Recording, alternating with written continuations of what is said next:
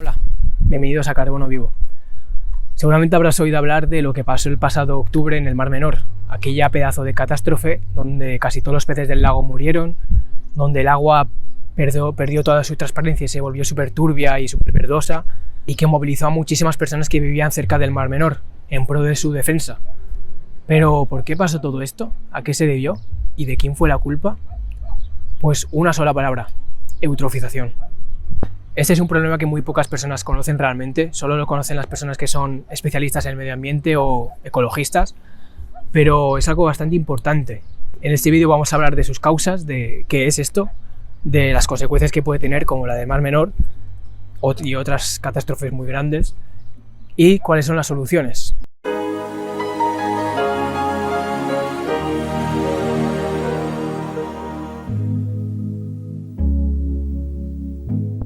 En San Pedro del Pinatar, una anguila en la orilla intentando sobrevivir, rodeada de peces muertos, cientos de peces muertos, otro intentando no morirse.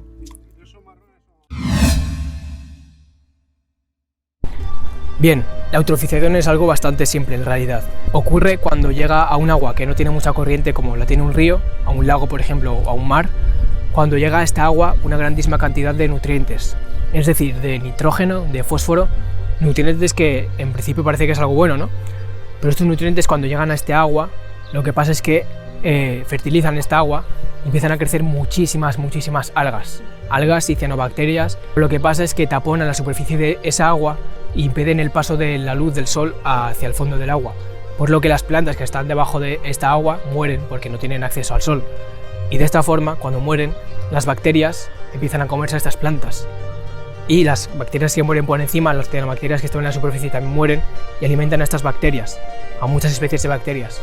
Y lo que pasa es que estas bacterias consumen oxígeno. ¿Y qué pasa si están consumiendo oxígeno pero nadie lo está creando porque las plantas están muertas? Pues pasa que los peces mueren. Los peces y los animales que sean grandes mueren porque les falta oxígeno para respirar.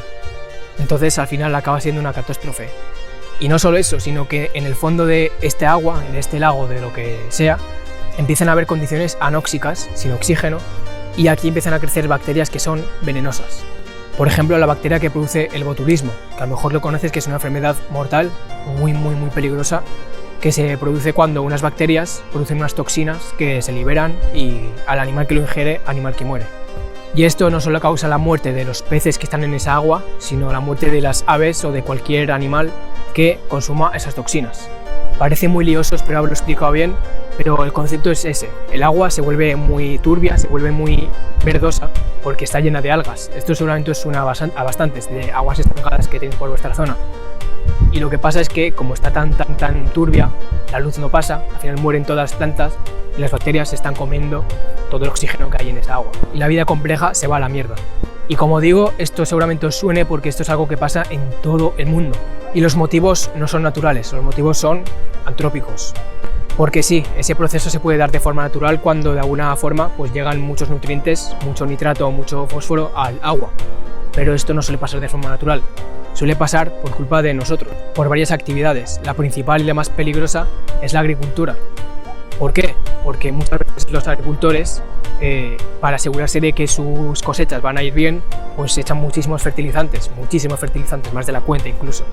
Y como eso no supone ningún peligro para la planta en sí, tampoco se preocupan mucho. Lo que pasa es que ese exceso de fertilizantes, que son nitrógenos y fosfatos principalmente, acaban filtrándose en el suelo, llegando a las aguas subterráneas, y esas aguas subterráneas al final comunican con los ríos, con los lagos alrededor, y al final llegan ahí, a los lagos. Y esos nutrientes son los que fertilizan ese lago. Y otra forma es, otra vez, a partir de nuestra mierda, y la de los animales de las granjas también, porque las depuradoras, aunque limpian esta mierda de los animales y nuestra, siempre quedan trazas, quedan restos, y esos son fertilizantes también, son abono, ¿no? Para las algas acuáticas en este caso. Así que la eutrofización se da por tres motivos: por la agricultura, con lo que os he contado de los fertilizantes, por la ganadería también, que genera muchísimos residuos que son abono, y por la agua que sale de nuestras casas, que también tiene muchísimos nutrientes, ya sabéis cómo. Y esto es lo que ha creado desastres tan importantes como el que os he comentado del Mar Menor, y otros también muy grandiosos que no se comentan mucho, como el del Mar Caspio, que tiene una muy buena parte eutrofizada, como se ve en esta foto, y el Mar Negro, que también está sufriendo un fuerte proceso de eutrofización y donde los peces tienen cada vez menos espacio en el que vivir, lo que también repercute muy fuerte sobre las poblaciones pesqueras de al lado. Y este es un problema importante ya no solo por la naturaleza, que en sí también, sino porque puede culminar poblaciones enteras de peces que luego sirven para sustentar familias enteras de pescadores. Entonces es un problema que realmente afecta, pero del que no se habla mucho. Así que, visto el problema, ¿cuáles son las soluciones que pueden aplicarse para combatir esto? Pues realmente yo solo concibo dos soluciones serias.